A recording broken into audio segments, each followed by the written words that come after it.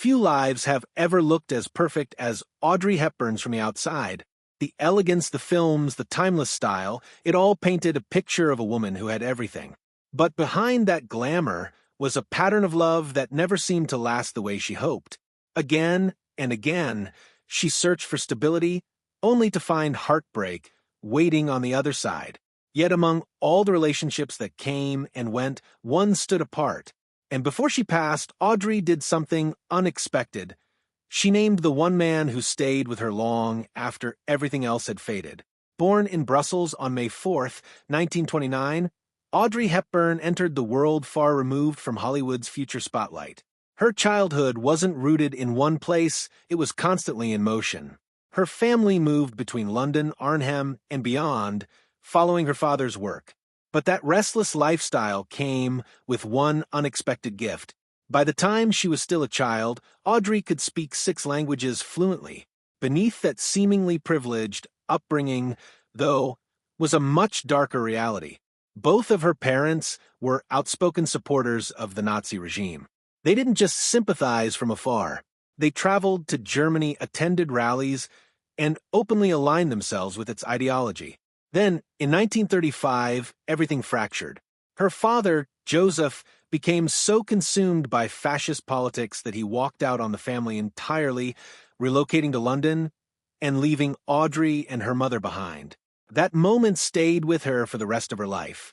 Audrey would later describe her father's abandonment as the most traumatic experience she ever endured. The emotional wound only deepened in the years that followed. Sent to boarding school in Kent, she watched other children reunite with their families during holidays while she remained behind, waiting for a father who never came. Even though he had the right to visit, he simply chose not to. And then, just as she was trying to make sense of that loss, the world itself began to fall apart. When World War II broke out, her parents believed she would be safer in the Netherlands. In 1939, her father took her to the airport. As she watched him walk away, she had no reason to think it would be the last time she'd see him for years. She believed she was heading toward safety. Instead, she was heading straight into danger. At first, the Netherlands seemed like a refuge, but that illusion didn't last long. In 1940, when Audrey was just 10 years old, German forces invaded. Almost overnight, the country transformed into occupied territory. The presence of soldiers and the SS crushed any sense of security. What had once felt like an escape became a trap. Looking back years later, Audrey described the psychological toll of that uncertainty. They didn't know how long the occupation would last, only that each day brought fear and false hope. They told themselves it might end in weeks, then months, then years. That fragile hope was the only thing that kept them going. To avoid drawing attention as an English girl, Audrey adopted a new name, Ada Benamstra. But even with that disguise, survival was a daily struggle. She and those around her often hid in dark cellars as gunfire echoed through the streets above. Life became a constant state of tension where every decision carried risk. Then in 1942, the war struck her family directly. 2 of her uncles were arrested, taken hostage, and executed. It was a breaking point. Up until then, Audrey had tried to stay invisible, believing silence was her best chance at survival. But after that loss, something shifted. She chose to act.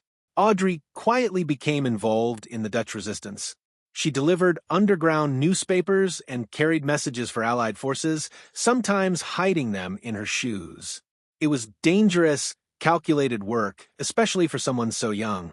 But she did it anyway.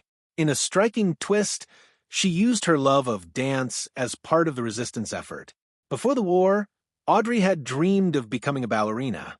Now that same passion became a tool for survival and defiance. She performed in secret gatherings, underground concerts designed to raise money for the cause. But these performances were nothing like a traditional stage. When she finished dancing, there was no applause. The audience remained completely silent, smiling in quiet appreciation. Even a single sound could have exposed them. It was art under pressure, beauty forced to exist in absolute silence. By 1944, the situation had become desperate. A brutal famine swept through the Netherlands during one of the coldest winters on record. German blockades cut off food supplies, and starvation became widespread. Audrey's family, like many others, resorted to eating tulip bulbs just to survive. Her health deteriorated quickly. Malnutrition, anemia, and respiratory illnesses took their toll. At the same time, her family's wealth disappeared. The grand homes and comfortable life she once knew were gone. Everything had been reduced to survival. It is a stark contrast. Audrey Hepburn, who would later become one of the most iconic figures in film history, was at that moment a starving teenager with nothing to her name. When the war finally ended, the shift felt almost unreal. One of her most vivid memories from that time was receiving a chocolate bar from a UNICEF worker. It was a small gesture, but to her, it marked the return of life itself. For the first time in years, there was relief, there was possibility, and she didn't waste it. Determined to reclaim her dream, Audrey moved to London and earned a scholarship to train at the Ballet Rambert.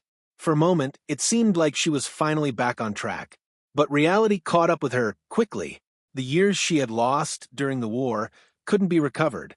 Other dancers were far ahead, and her weakened body struggled to keep up. Eventually, she was forced to accept a painful truth: she would never become a prima ballerina. It was a devastating realization. She had held on to that dream through war, hunger, and loss. Now, in peacetime, it slipped away. But Audrey didn't stop. Instead, she adapted. She turned to acting. At first, it wasn't about passion, it was about survival. Acting provided income, stability, and occasionally a chance to dance in musical roles. It was a practical decision, but quietly, without her fully realizing it, it was also the beginning of something much bigger. During this period, she also experienced her first serious romance with industrialist James Hansen. Their relationship seemed promising, even leading to an engagement in 1952. For a time, it felt like a fairy tale, but as the wedding approached, Audrey began to question everything. In the end, she called it off. Despite having wedding plans in motion, she publicly ended the engagement, explaining that she wanted a marriage she could fully commit to. She knew their lives were heading in different directions, and she wasn't willing to compromise her future. With her personal life unsettled and her dance career behind her, Audrey focused fully on acting. Then came the moment that changed everything.